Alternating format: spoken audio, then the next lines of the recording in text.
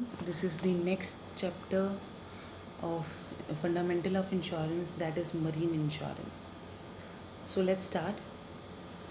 Marine insurance is the oldest form of the insurance and it date backs to the middle age in the Europe. Means ये कब से start हो रहा है, बहुत ही पहले समय से मरीन इंश्योरेंस किया जाता है। 14th सेंचुरी में ये इटली में स्टार्ट हुआ और फिर ये नॉर्थन यूरोप तक इसका मतलब बाद में ये पहुंचा। और अगर हम मॉडर्न जो बात करें मरीन इंश्योरेंस की, तो ये इसकी शुरुआत हुई लेक्स मर्कैटोरियो में। और बेसिकली जहाँ पर 17th सेंचुरी में ये प्रैक्टिस थी कि जो भी कार्गो जाएगा मरीन कह लीजिए रस्तों के थ्रू या समुद्री रस्तों के थ्रू, उनका एक तरह से इंश्योरेंस करवाया जाएगा। लंदन में 1688 में इंश्योरेंस कंपनी थी जो सबसे पहले बनी। इसे लॉयड कॉफ़ी हाउस कहा गया। ठीक। और इंडिया में अगर हम बात करें, जो सबसे पहले इंश्योरेंस कंपनी थी वो 1907 में बनी और इसका नाम था इंडियन मर्सेंटाइल इंश्योरेंस लिमिटेड। और इंडिया में जब मरीन इंश्योरेंस एक्ट आया था, दैट इज़ इन 1963। मतलब ये एक तरह से एक हिस्ट्री थी कि कब से स्टार्ट हुआ मरीन इंश्योरेंस, और मरीन इंश्योरेंस सबसे पुरानी फॉर्म है इंश्योरेंस का। अगर हम बात करें कि मरीन इंश्योरेंस में बेसिकली क्या क्या आता है, तो मरीन इंश्योरेंस बेसिकली आपका लॉस कवर करता है, जो कि किस तरह का लॉस है, damage to a ship, boat, as well as the loss and breakage of the cargo over water, land and air. यानी कि कोई भी ऐसा लॉस या डैमेज जो आपके शिप को हुआ है, जहाज को हुआ है, बोट है उसको हुआ है, ठीक है, जो सामान उसमें रखा था उसको हुआ है, वो वाटर में हो, लैंड में हो, एयर में हो, दैट मीन्स उस शिप के थ्रू गया है, फिर कहीं पर उसे उतारा गया, या पहले वो लैंड पे था फिर शिप पर गया, तो इस तरह मतलब दैट मीन्स सारा का सारा लॉस मरीन इंश्योरेंस में कवर किया जाता है। और ये बहुत ही ज़रूरी है कार्गो बिज़नेस के लिए कि भाई आपके पास इंश्योरेंस की फैसिलिटी होनी चाहिए, और शिप ओनर्स के लिए भी ये बहुत ही इंपॉर्टेंट रोल प्ले करता है। तो अगर हम बात करें कि मरीन इंश्योरेंस में क्या क्या है, क्या चीज़ें मेन है, तो इसमें आपकी 4 चीज़ों के ऊपर मेन जो सब्जेक्ट मैटर एक मरीन इंश्योरेंस का हो सकता है कि मेन मैटर क्या है जिसका इंश्योरेंस किया गया है, दैट इज़ द हल और शिप, यानी कि पूरे जहाज का, कार्गो और गुड्स दूसरा, यानी कि जो गुड्स उसमें सामान रखा हुआ है वो, तीसरा फ्राइट जो किराया होता है उसका भी आप इंश्योरेंस करवा सकते हो, और चौथा लायबिलिटी। लायबिलिटी में कहते हैं कि अगर आप सामान एक जगह पर नहीं पहुंचा पाए, क्योंकि आपको बीच रास्ते पे नुकसान हो गया समुद्री रास्ते में, तो आपके किसी के प्रति कोई दायित्व बन गया, कोई लायबिलिटी बन गई, और वो बहुत ज़्यादा बन रही है in terms of the money और in terms of the cash, तो उस सिचुएशन में वो आपकी क्या है कि लायबिलिटी, तो अगर वो बहुत बड़ी लायबिलिटी बनती है, अगर सामान नहीं पहुंच पाता है, तो आप उस चीज़ का भी इंश्योरेंस करवा सकते हो। इसीलिए मरीन इंश्योरेंस में 4 चीज़ों का इंश्योरेंस किया जाता है, दैट इज़ दी हल और शिप, कार्गो गुड्स, फ्राइट और लायबिलिटी। तो अगर हम बात करेंगे मरीन इंश्योरेंस क्या है, तो marine insurance is a contract between the insurance company and the insured. Under the marine contract the insurer agree to indemnify the owner of the ship और cargo against the risk which are incidental to marine adventures. यहाँ पे clear कह रहा है कि marine insurance एक contract है, और कॉन्ट्रैक्ट हमेशा 2 पार्टीज़ के बीच में होता है, that is the insurance company and the insured. और कहता है मरीन कॉन्ट्रैक्ट में जो इंश्योरर है वो एक तरह से एग्री करता है, हामी भरता है कि अगर कोई भी नुकसान वोनर, जो शिप का वोनर है उसे हो जाता है, या जो सामान उसमें रखा हुआ है उसे हो जाता है, तो उस नुकसान की भरपाई, इंडेमनीफाई जिसे हम कहते हैं, भरपाई कौन करेगा, इंश्योरर करेगा। उन सारे के सारे इंसिडेंट्स को इसमें इंक्लूड किया जाता है जो मरीन एडवेंचर्स में आते हैं। मरीन पर्ल्स भी हम इसे कह सकते हैं कि जो समुद्री रास्तों में हमें कोई भी अचानक कुछ भी प्रॉब्लम फेस करनी पड़ जाए, तो वो इसमें इंक्लूड होती है। अगर हम इसकी डेफिनेशन देखें तो according to R.S. Thomas, the contract of marine insurance is a special contract of indemnity which protect against physical and other loss to movable property and associated interest as well as liabilities occurring and arising during the course of sea voyage। यह क्या कह रहा है कि ये एक marine insurance एक contract है, एक स्पेशल तरह का कॉन्ट्रैक्ट है, जिसमें एक तरह से हामी भरी जाती है क्षतिपूर्ति करने की। किस चीज़ की? कोई भी ऐसा लॉस जो फिजिकल होगा या किसी भी तरह का लॉस जो मूवेबल प्रॉपर्टी को हो रहा है, या उससे रिलेटेड कोई सी भी तरह का लॉस या लायबिलिटी जो अराइज होती है, किसकी वजह से जो भी प्रॉब्लम एक समुद्री रास्ते के दौरान, समुद्री यात्रा के दौरान फेस किया जाता है, तो कहता है उसके सारा का सारा दायित्व उठाना, that is the part of the contract of marine insurance. Next अगर हम बात करें तो टाइप्स क्या हैं मरीन इंश्योरेंस के, तो आपके यहाँ पे 4 टाइप्स हैं मरीन इंश्योरेंस के। That is the first is the हल इंश्योरेंस। हल इंश्योरेंस आपका देखिए बेसिकली क्या होता है, इसमें आप कह लीजिए वो सारे के पूरे जहाज़ का इंश्योरेंस, हर एक पार्ट का, हर एक इक्विपमेंट का, हर एक furniture, fitting, machinery, tools, fuel, हर एक तरह का, दैट मीन्स उस पूरे के पूरे जहाज का इंश्योरेंस कहना, उसे हम कहते हैं दैट इज़ द हल insurance, ship insurance. Next is the cargo insurance. नाम से पता चल रहा है इसमें आप बेसिकली कार्गो या गुड्स को रखते हो। कार्गो दैट मीन्स जो गुड्स, जो समुद्री सामान है या फिर जो सामान आप एक जगह से दूसरी जगह भेज रहे हो, जो शिप के अंदर रखा हुआ है, और इसमें साथ में वो भी चीज़ें इंक्लूड होती हैं इंश्योरेंस में जो पर्सन यात्रा कर रहे हैं या जो उस जहाज़ का क्रू मेंबर हैं, जो वहाँ पर काम करते हैं उस जहाज़ पे, उनकी पर्सनल जो बिलोंगिंग्स हैं, पर्सनल जो चीज़ें हैं, वो भी इस इंश्योरेंस के अंडर आती हैं।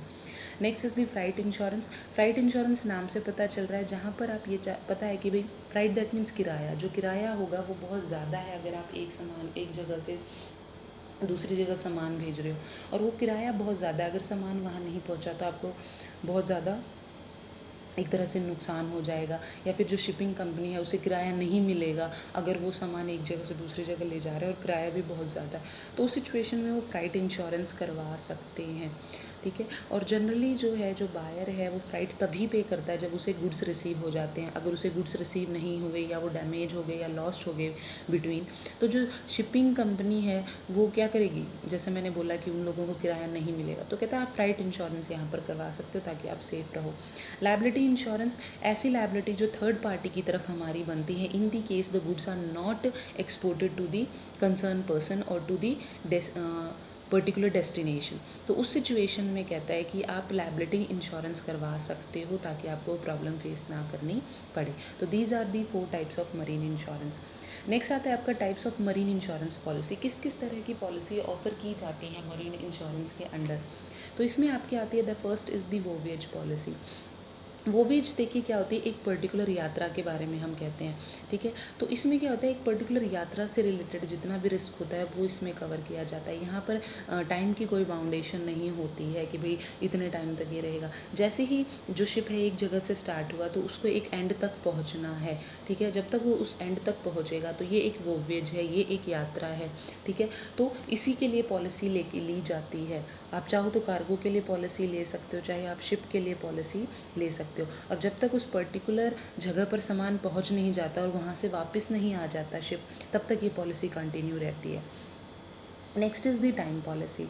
टाइम पॉलिसी नाम से पता चलता है कि जो मरीन इंश्योरेंस पॉलिसी आप एक पर्टिकुलर पीरियड ऑफ टाइम के लिए ले रहे हो। इसमें क्या होगा, मान लीजिए पूरे 1 साल के लिए आपने एक पॉलिसी ले ली, तो दैट मीन्स उस पूरे साल के दौरान आपको किसी भी तरह की कोई भी रिस्क उठता है रिलेटेड टू वोवेज, एक यात्रा से रिलेटेड हो सकता है, तो कहता है जब तक आपका वो 1 साल का पीरियड पूरा नहीं हो जाता तब तक आपको इंश्योरेंस पॉलिसी का कवर मिलेगा। आप पूरे साल में आपकी जितनी भी यात्राएं होंगी उन सबको इसमें कवर किया जाएगा।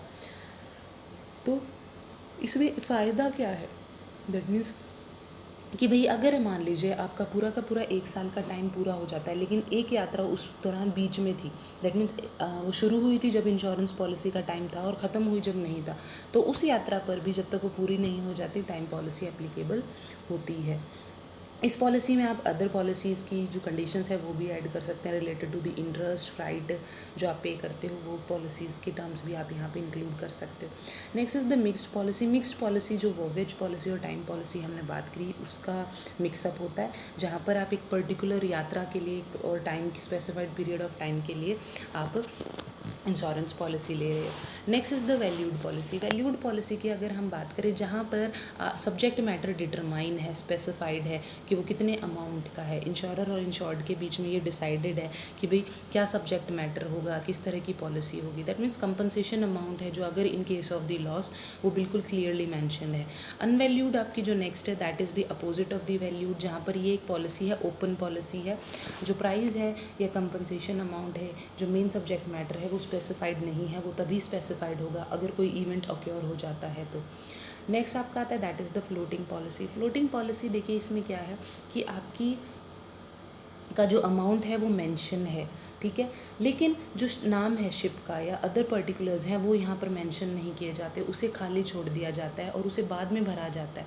आप ये कह सकते हो कि मान लीजिए ऐसा कोई बंदा है जिसकी शिपिंग का बिजनेस है और उसके बहुत सारे शिप्स आते जाते रहते हैं, तो उसको ये नहीं पता कि कौन सा शिप अचानक से जाएगा, वो किस शिप पर सामान भेज दें। वो अपनी कन्वीनियंस के अकॉर्डिंग सामान सेंड करते हैं अलग अलग जहाज़ों के पर।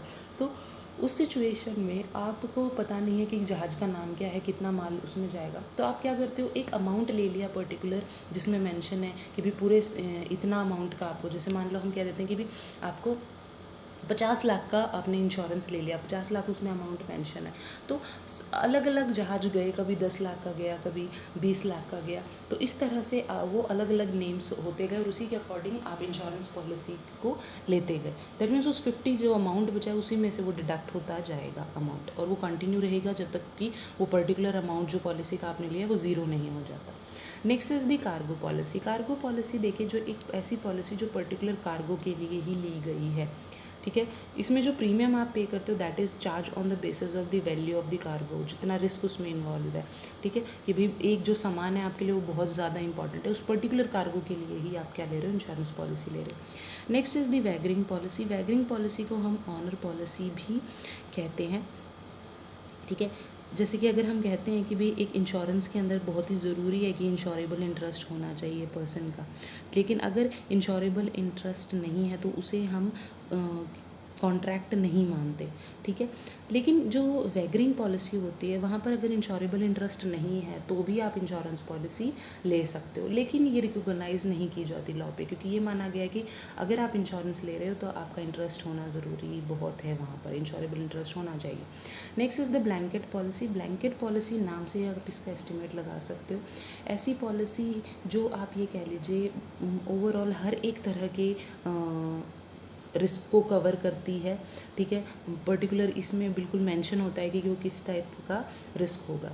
इसमें क्या क्या कहता है कि under this policy the maximum limit of the required amount of the protection is estimated. भी मैक्सिममली मुझे कितना लॉस हो सकता है उसकी अमाउंट यहाँ पर पूरी की पूरी क्या की जाती है, एक तरह से पे कर दी जाती है इन एडवांस लमसम में, और आप उस अमाउंट को डिटरमाइन करते रहते हो और फिर ये बताते हो कि भाई इसके अंदर किस किस तरह के टाइप के रिस्क को आप इंक्लूड करोगे, ठीक है। और फिर जब अगर वो लॉस हो जाता है तो जो प्रीमियम है वो लास्ट में एडजस्ट हो जाता है कि भाई इतना आपको पे करना पड़ेगा और उसके अकॉर्डिंग हम आपको कंपनसेशन ऑफ़र करेंगे। यानी कि यहाँ पर अमाउंट तो सबसे पहले डिटरमाइन है ही, आपने लमसम अमाउंट पे कर दिया, ठीक है। रिस्क आपको उसमें से ऐसा हो सकता है कि आधे का क्योर्ड हुआ हो तो आपसे आधा प्रीमियम लेके बाकी आपको वापस कर दिया जाएगा, और अगर आपका जो लॉस हुआ वो प्रीमियम कम लिया गया था आपसे लेकिन लॉस ज़्यादा का हो गया तो कंपनी उसके अकॉर्डिंग आपसे एक्स्ट्रा प्रीमियम चार्ज कर सकती है।